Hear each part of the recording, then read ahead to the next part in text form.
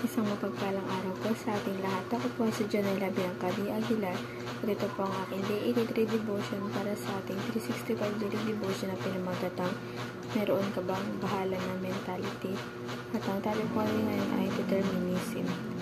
Sabi po dito,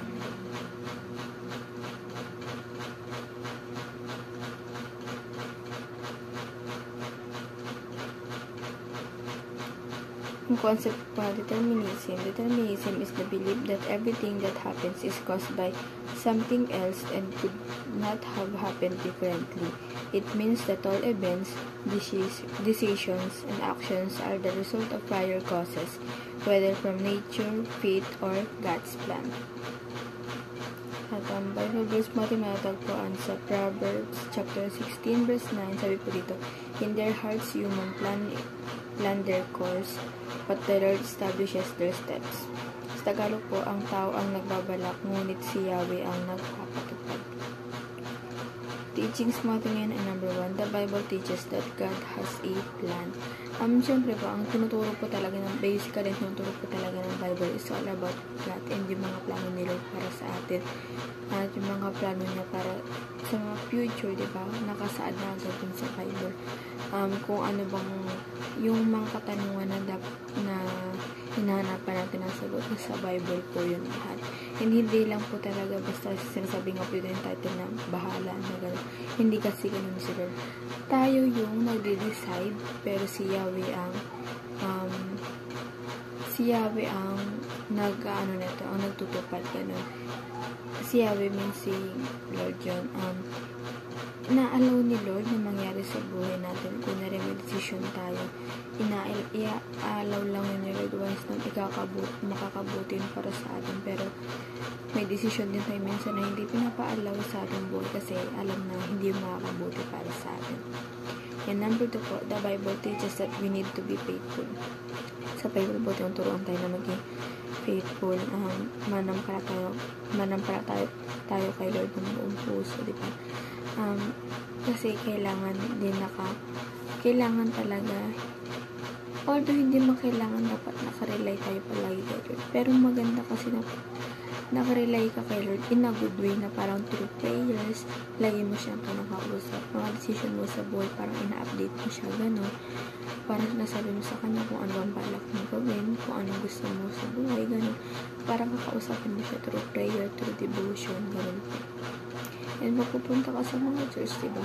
Parang dun talaga yung parang feel para sa akin. Pag nasa church ka, grabe, parang dun mo talaga mararamdaman yung spirit ng ating Panginoon. Parang ang lakas ng presensya niya pag nasa church ka. Iba talaga yung nararamdaman niya pag nasa church ka. Kasi ganun ako, parang naramdam ko si Lord pag nasa church ako. At saka, malayang malaya ako na nagpupulat ng sasamba sa kanya kasi alam ko nandun siya, parang kasama ko siya at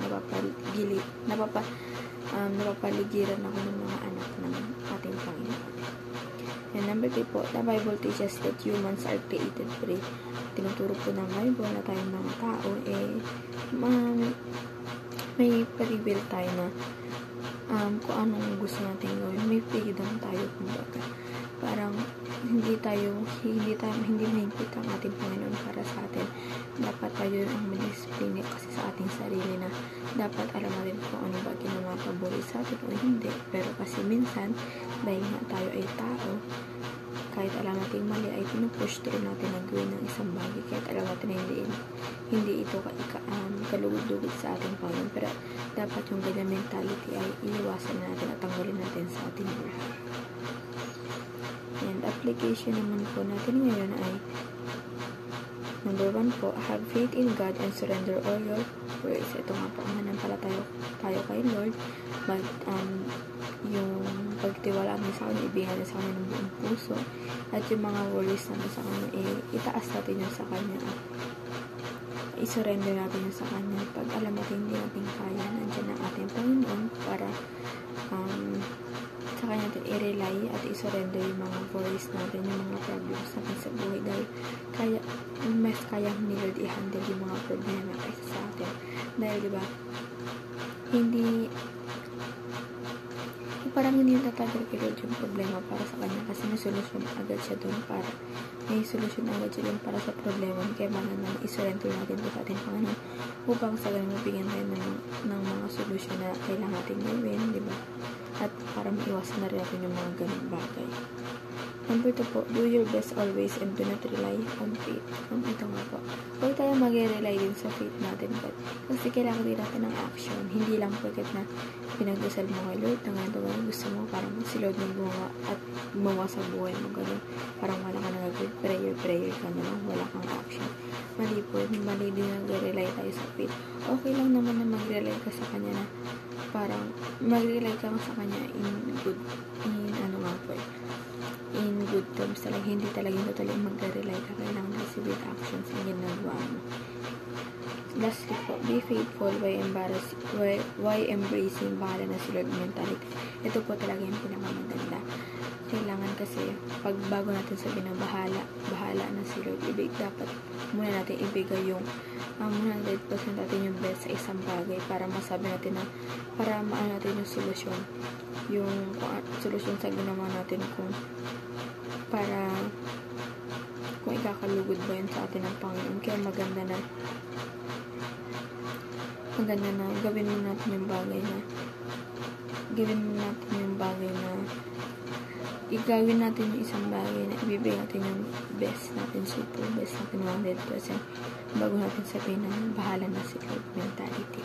And yun lang po ang aking devotion ngayong araw. Sana po may tutunan kayo at huwag mo rin itong kalimutan na i-share sa ating mga mahal sa buhay, and God bless po sa ating lahat.